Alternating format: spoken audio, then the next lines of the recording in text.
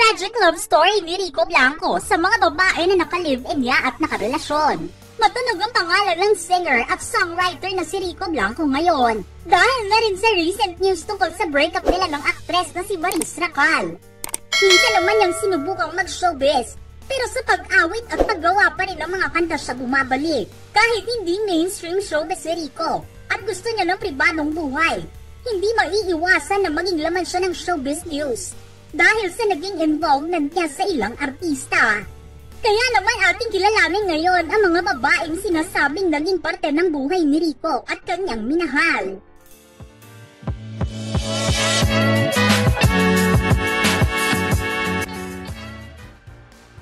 Maris Racal. Halos 5 taon ang naging pagsasama ni na Maris at Rico. At kamakailan lamang ay napuno ng lungkot ang showbiz world dahil sa balitang hiwalayan nilang dalawa. Marami kasi ang umaasa na kahit malaking agwat ng edad nilang dalawa sa isa't isa, magkakasama sila habang buhay at minsan ding nasabing sana ay mauwi sila sa kasalan. Pero nag-iba ang ihip ng hangin nang aminin ni Maris na siya ang naging dahilan kung bakit nagwakas ang kanilang relasyon. Dahil 26 years old pa lang ang aktres, marami itong ginustong gawin para sa kanyang showbiz career. Bigla kasing naging sikat ang tambalan nilang dalawa ni Anthony Jennings kumpara sa nauna nitong love team. Pero sinabi ni Maris na walang kinalaman si Anthony sa kanilang breakup. Siya lang ang dapat sisihin at wala ng iba. Kahit si Rico ay hindi dapat gawa ng anumang issue dahil wala itong ginawang mali sa kanilang relasyon. Nagsimula ang kwento nila noong 2017 nang may isang netizen ang nakahanap sa social media ng tweets ni Maris na naghahangad na marinig niya kumanta si Rico ng live. Requested song pa nga ni Maris ang Your Universe. At nang sumunod na taon naman ang kantang Balisong, ang sinabi nitong request niya sa araw ng kanyang kasal. Hindi inaasahan na magre-reply si Rico sa tweet at nagpasalamat sa aktres. At bago naman matapos ang taong 2018, nagkaroon ng palitan ng tweet sa kanilang dalawa kung saan napag-usapan nila ang isang collaboration. Hindi nagtagal ay natupad ang hiling ni Maris at inilabas niya ang kantang Abot Langit na pareho nilang isinulat. September 2020 naman nang lumabas ang isa pa nilang collaboration song na Not For Me. Nasilayan din ang sweet collab cover duet nila sa kantang Brighter Than Sunshine. Dito na nag-umpisang makahalata ang mga netizens na tila may namamagitan sa kanilang dalawa. Hindi man inamin kaagad ng dalawa ang kanilang relasyon at sa isang mensahe na may I love you na booking ang kanilang pagmamahalan, ipinakita naman nila sa lahat ng tao na age doesn't matter sa kanilang pagsasama. Heartbroken man si Maris noon sa previous failed relationship niya. Napuna naman ni Rico ng pagmamahal ang sakit na kanyang nararamdaman noon. Iyon nga lang malaking panghihinayang sa lahat ang paghihiwalay nila. Ultimate fangirl goals din kasi ang nangyari kay Maris nang makatrabaho niya sa una ang kanyang iniidolo. Ang pagpili ni Maris sa kanyang career ay inunawa na lamang ni Rico dahil ginusto rin niyang mag-grow as a person ang kanyang ex-girlfriend, Casey Concepcion. Minsan din naging usap-usapan ang tungkol sa pagkakaroon ng relasyon ni Rico Blanco sa mega daughter na si Casey Concepcion. Mas naunang ilabas ang tungkol sa kanilang dalawa dahil taong 2003 pa ito nangyari. 18 years old pa lang si Casey noon.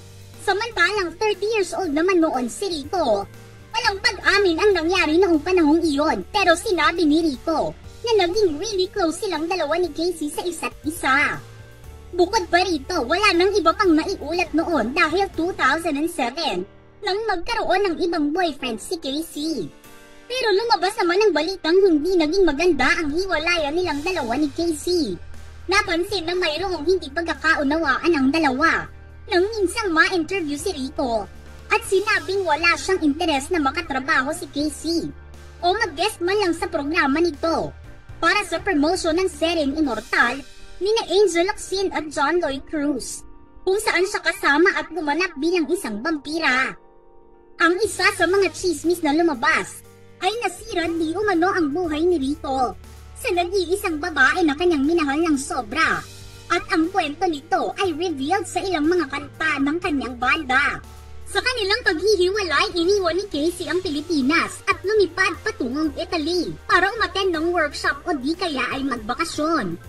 Ngunit ang katotohanan di umano sa likod ng kanyang pag-alis ay dahil doon niya itatago ang kanyang pagbubuntis.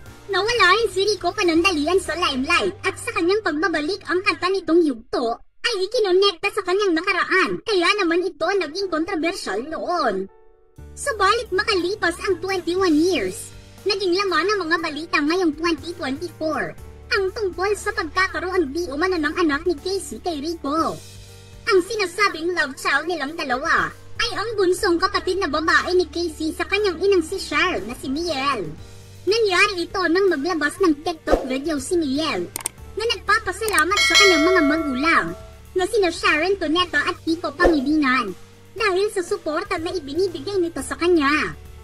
Isang netizen ang nag-comment at sinabing anak daw siya ni Rico Blanco.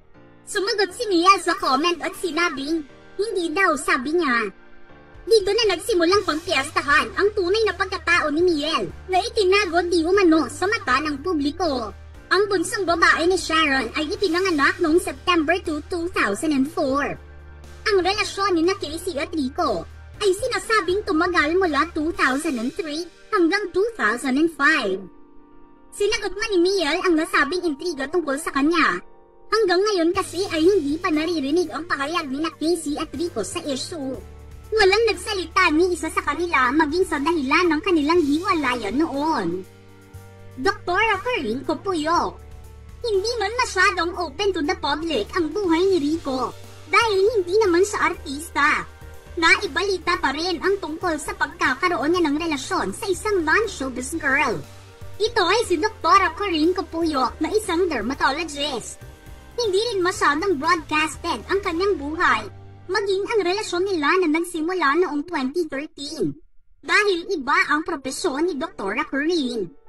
Ang lumabas lang na impormasyon noon ay naging magkarelasyon ang dalawa ng 4 na taon bago nila tinapos ang kanilang pagsasama. Kung titignan din ang official social media page ni Rico, taong 2015 nang may idisenyo siyang poster para sa isang event ng dermatology department ng isang kilala at sikat na ospital kung saan noon nagpa-practice ang dermatologist girlfriend ni Rico. Ang nakasaad pa nga sa post ni Rico ay tumutulong lang daw siya sa promotion ng nasabing postgraduate course event. May ilang mga fans din ang nakapagsabi noon na madalas nilang makita si Dr. Corinne sa mga gigs ni Rico at ng kanyang bandang River Maya. Matapos ang hiwalayan nila, wala nang iba pang balita ang narinig tungkol sa kanila. Taong 2019 naman nang ganapin ang dreamy wedding at kasal ni Dr. Corinne sa kilalang direktor na si G.E. San Pedro.